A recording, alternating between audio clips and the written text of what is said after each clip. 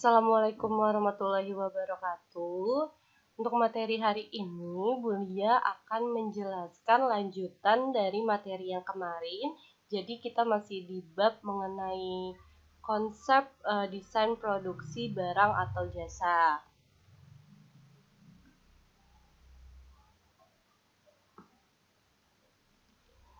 Untuk yang pertama, di sini kita akan membahas mengenai hal-hal yang harus diperhatikan dalam pengembangan sistem desain produksi.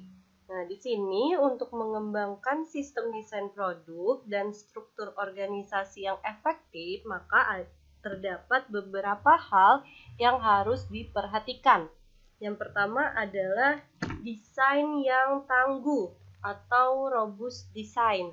Nah, di sini merupakan sebuah desain yang dapat diproduksi sesuai dengan permintaan walaupun pada kondisi yang tidak memadai pada proses produksinya.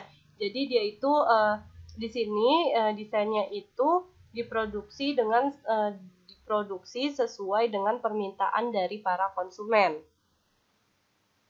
Lalu yang kedua adalah desain modular. Untuk desain modular sendiri, yaitu adalah bagian atau komponen sebuah produk dibagi menjadi komponen yang mudah ditukar atau digantikan.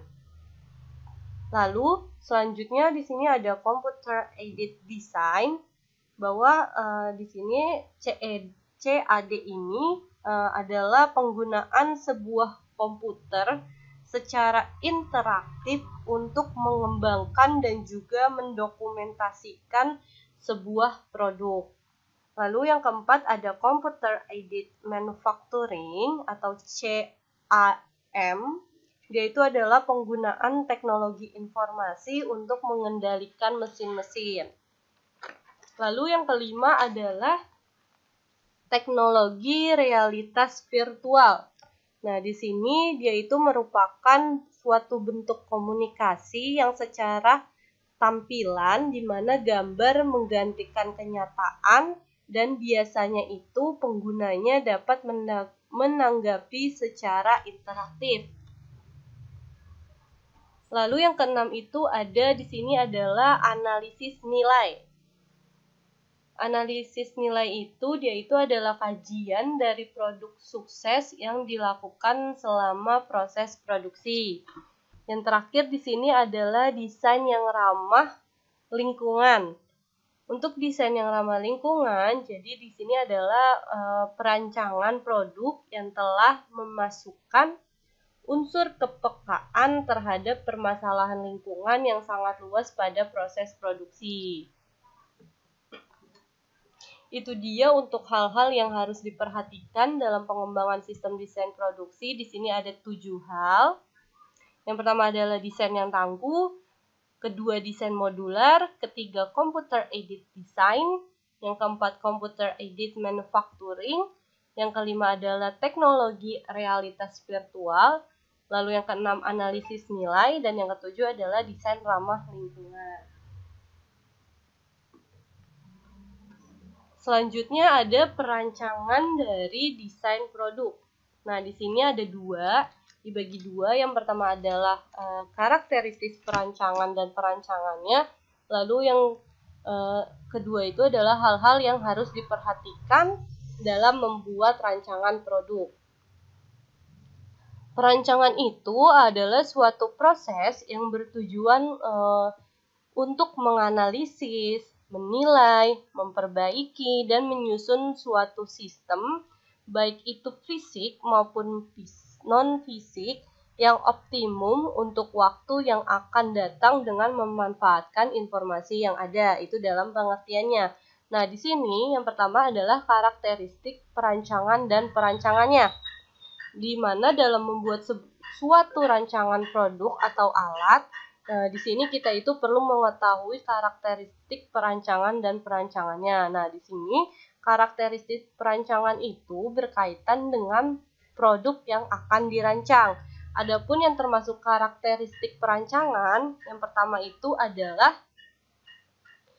dia itu harus berorientasi pada tujuan. Jadi di mana rancangannya itu harus disesuaikan dengan tujuan dari produk yang akan dibuat nantinya. Lalu ada variform. Nah, di sini dia itu adalah suatu anggapan bahwa terdapat sekumpulan solusi yang nantinya atau mungkin tidak terbatas, tetapi harus dapat memilih salah satu ide yang akan diambil dalam sebuah produksi ini. Lalu yang ketiga adalah pembatas, di mana pembatas ini itu dia itu membatasi jumlah solusi pemecahannya. Di antaranya itu adalah yang pertama hukum alam, antara lain ilmu fisika, ilmu kimia, dan lain-lain. Lalu ada ekonomis, di mana di dalamnya itu adalah pembiayaan atau ongkos dalam menetralisir rancangan yang telah dibuat. Lalu ada pertimbangan manusia, di mana berkaitan dengan sifat, keterbatasan, dan kemampuan manusia dalam merancang dan juga memakainya. Lalu ada faktor legalisasi, yaitu hal yang berkaitan dengan aturan perundang-undangan, mulai dari model, bentuk, sampai dengan hak cipta untuk produk tersebut.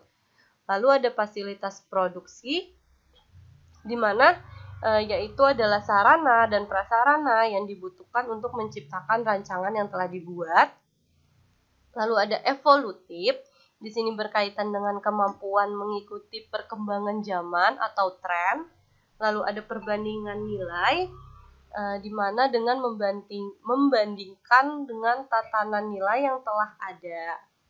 Nah, itu untuk pembatas. Nah, di sini sedangkan karakteristik perancangan merupakan karakteristik yang harus dimiliki oleh seorang perancang. Nah, diantaranya itu di sini kita harus mempunyai kemampuan untuk mengidentifikasi masalah, memiliki imajinasi untuk meramalkan masalah yang mungkin akan timbul, berdaya cipta, mempunyai kemampuan untuk menyederhanakan persoalan, mempunyai keahlian dalam bidang rancangan yang dibuat, dapat mengambil keputusan terbaik berdasarkan analisis dan prosedur yang benar. Lalu yang terakhir itu adalah kita itu mempunyai sifat yang terbuka terhadap kritik dan saran dari orang lain.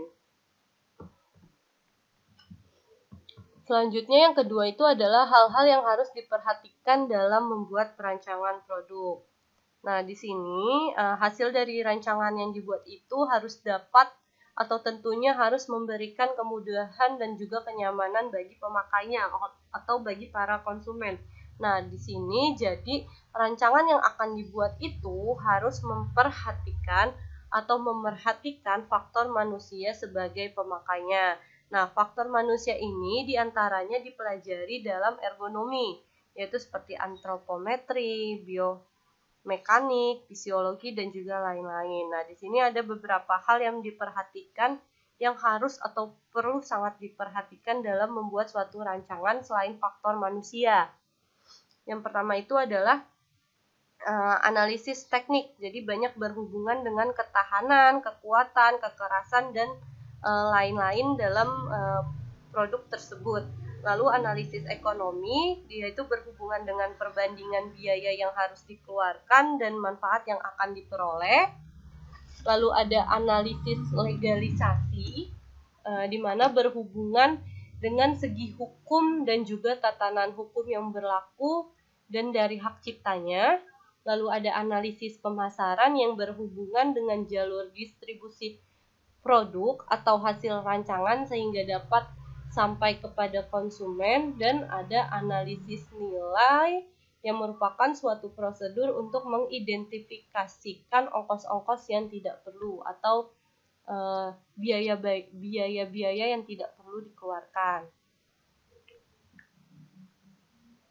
Lalu yang terakhir di sini adalah desain jasa. Nah, di sini juga ada unsur-unsur pelayanan produk jasa dan ada teknik-teknik yang digunakan pada produk jasa. Nah, jasa itu merupakan suatu yang diproduksi dan dikonsumsi secara bersamaan. Jadi, jasa itu tidak pernah ada, hanya hasilnya dapat dilihat setelah terjadi.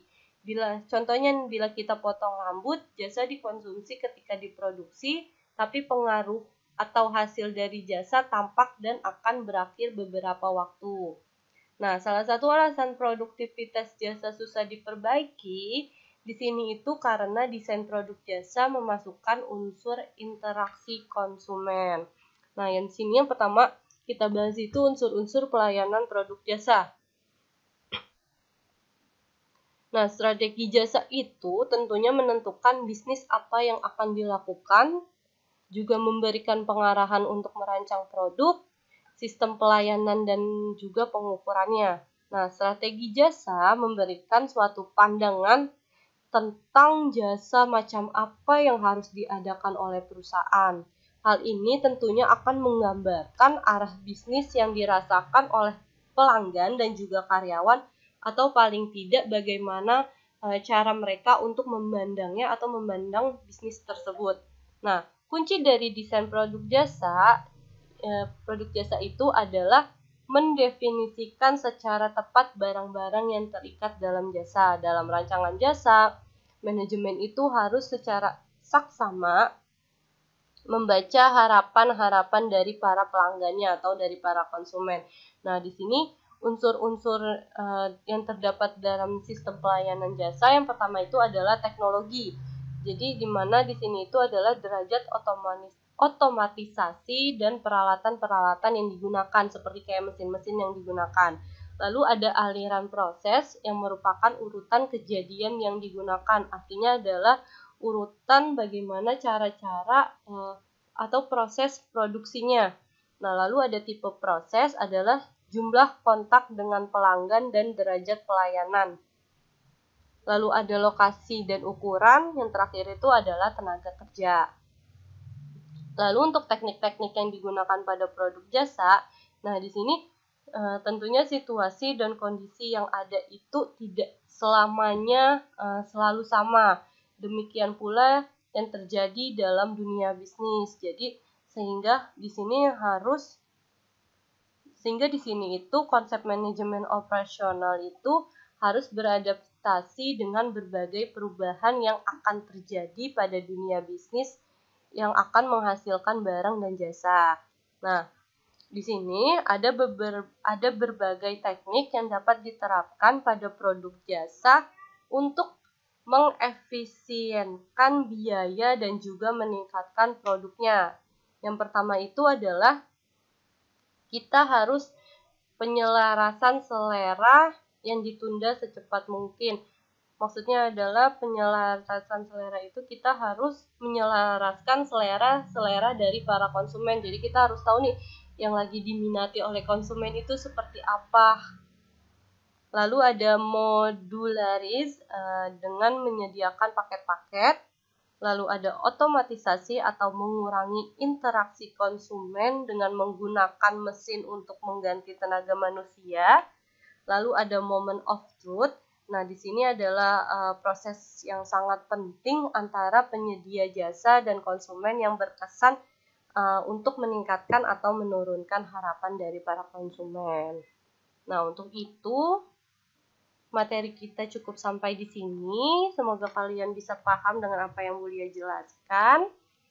Sekian dari Bulia. Wassalamualaikum warahmatullahi wabarakatuh.